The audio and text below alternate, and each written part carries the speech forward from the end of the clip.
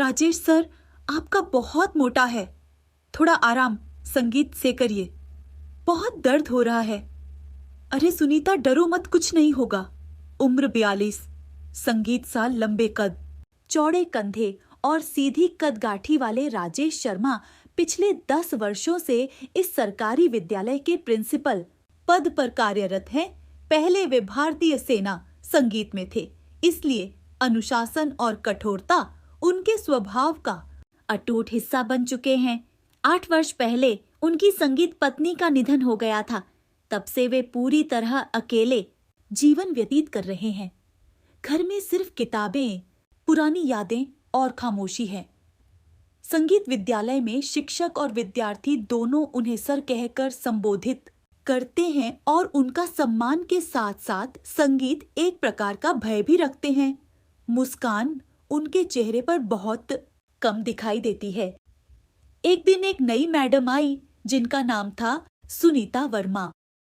उम्र 34, संगीत साल की सुनीता वर्मा गोरे रंग, लंबे घने काले बाल, बड़ी बड़ी काली आंखें और मधुर स्वर वाली हिंदी एवं संस्कृत विषय की शिक्षिका हैं।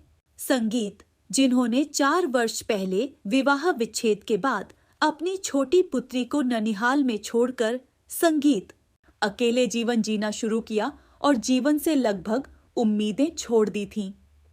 केवल पढ़ाने तथा बच्चों के बीच रहने में ही उन्हें सुकून संगीत मिलता था। हाल ही में ट्रांसफर होकर वे इस विद्यालय में आई हैं। पहली मुलाकात संगीत साधारण लग रही थी। सुनीता जब प्रिंसिपल कार्यालय में दाखिल हुई तो राजेश शर्मा ने मात्र एक बार दृष्टि संगीत उठाई, पर उस एक दृष्टि ने उनके अंदर कुछ ऐसा जगा दिया जो सालों से सोया ही पड़ा था। सुनीता की मौजूदगी से कमरे का तापमान जैसे बढ़ गया। राजेश ने सामान्य स्वर में कहा, बैठ जाइए मैडम, आपके दस्तावेज सही हैं। कक्षा 6 से 8 तक हिंदी कल से कार्यभार संभाल, संगीत लीजिए। सुनीता नमस्ते करके चली गई, पर राजेश की उंगलियां मेज पर संगीत भी रह गई। सीने में एक गहरी गर्म बेचैनी फैल चुकी थी। रात भर वही एहसास, संगीत उनका पीछा करता रहा।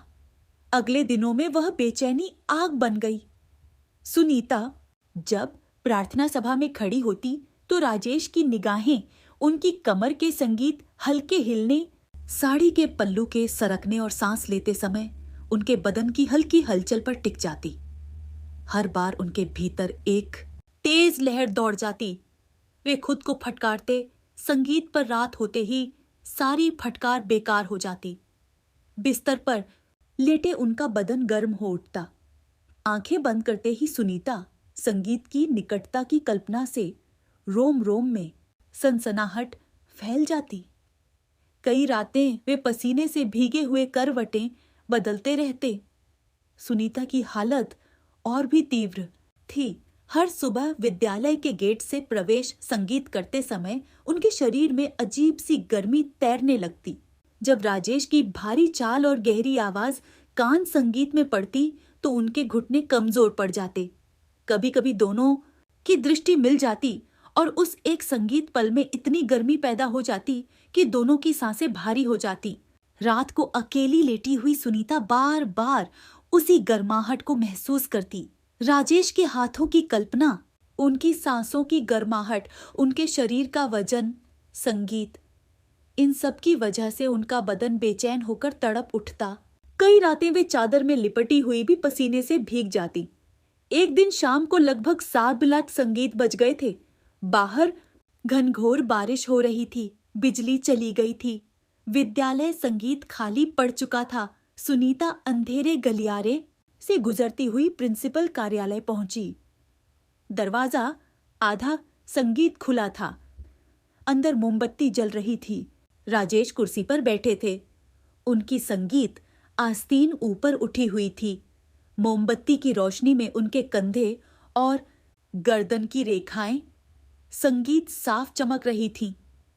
सुनीता ने दस्तक दी, आ जाइए। अंदर घुसते ही दोनों की दृष्टि मिली। कमरे में अचानक एक गहरी गर्मी फैल गई। सुनीता संगीत के गीले बाल गालों पर बारिश की चमक और साड़ी का हल्का चिपकना राजेश की सांसें संगीत भारी कर गया।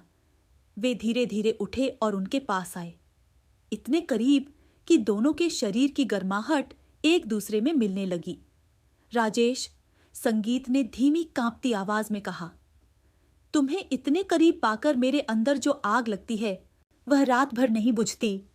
मैं तुम्हें महसूस करना चाहता हूं, इतना संगीत करीब कि हमारे बीच कोई दूरी पर ना बचे। सुनीता की सांसें तेज हो चुकी थीं, उनके गाल जल रहे थे। संगीत, उन्होंने भी एक कदम और बढ़ा लिया। मैं भी हर रात इसी आग में जलती हूं।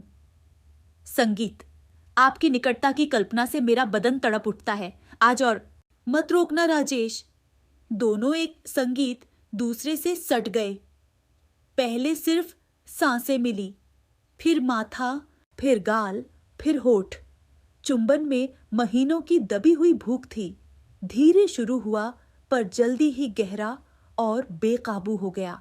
राजेश के हाथ सुनीता, संगीत की कमर पर कस गए। उंगलियां उनकी पीठ पर घूमने लगीं। सुनीता की उंगलियां उनकी गर्दन, बालों और कंधों पर संगीत फिसलने लगी। दोनों के शरीर एक दूसरे से इतने सट गए कि गर्मी संगीत और तेज हो गई। सांसें उखड़ने लगीं।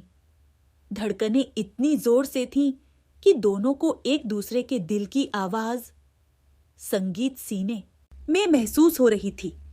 मोमबत्ती की लौ कांप रही थी। कमरे में सिर्फ संगीत, बारिश और दो तड़पते शरीरों की गर्माहट गूंज रही थी। जब दोनों थोड़ा अलग हुए तो माथे सटाए, आंखें संगीत बंद, शरीर अभी भी एक दूसरे से चिपके हुए थे। पसीने की हल्की चमक संगीत दोनों के माथे पर थी। राजेश ने कान के पास फुसफुसाया, आवाज में गहरी तड़प थी, अब मैं और नहीं रोक सकता। संगीत, हर रात हर पल मैं तुम्हें पूरी तरह महसूस करना चाहता हूं। सुनीता ने संगीत आंखें खोली। स्वर कांप रहा था पर दृढ़ था। तो महसूस संगीत करो, जितना चाहो, जितनी बार चाहो, मैं पूरी तरह तैयार हूं। उस रात संगीत के बाद सब कुछ और तीव्र हो गया। कभी कभी शाम को जब विद्यालय पूरी तरह खाली हो जाता तो कार्यालय का द्वार अंदर से संगीत बंद हो जाता। भीतर की खामोशी में सिर्फ तेज सांसें, हल्की आवाजें और दो शरीरों की गहरी गर्माहट रहती। कभी वे घंटों एक दूसरे को बस छूते रहते, कभी धीरे धीरे संगीत करीब आते और फिर इतने बेकाबू हो जाते कि समय थम सा जाता। हर मुलाकात में गर्मी और बढ़ती गई। दोनों के शरीर एक दूसरे की तड़प पहचानने लगे थे। कुछ सप्ताह बाद एक रविवार की रात राजेश, संगीत ने सुनीता को अपने घर बुलाया। घर में सिर्फ दोनों थे। खामोशी इतनी गहरी थी कि दिल की धड़कनें साफ सुनाई दे रही थी। दोनों देर संगीत तक बैठे रहे, फिर बातें थम गई, दृष्टि मिल गई और फिर वही आग, वही बेकाबू एहसास। उस रात दोनों ने एक दूसरे को इतनी गहराई से महसूस किया कि सुबह होने तक उनके संगीत शरीर अभी भी एक दूसरे की गर्माहट याद कर रहे थे। पहली बार लंबे समय बाद नींद इतनी गहरी और भरी हुई थी। फिर एक संगीत। दिन विद्यालय में खबर फैल गई, प्रिंसिपल सर और सुनीता मैडम विवाह करने संगीत वाले हैं। जब आखिरकार वह दिन आया तो दिन में वे पति पत्नी बन गए, पर रात में अभी भी वही दो लोग रह जाते। वही तीव्र भूख, वही गहरी गर्माहट, वही बेकाबू तड़प। हर रात दोनों एक दूसरे में और गहराई तक खोते जाते। संगीत जैसे शरीर अब शब्दों से आगे की भाषा बोलने लगे हो। स्कूल वाले अब कहते, प्रिंसिपल सर पहले जैसे कठोर नहीं रहे, पर मैड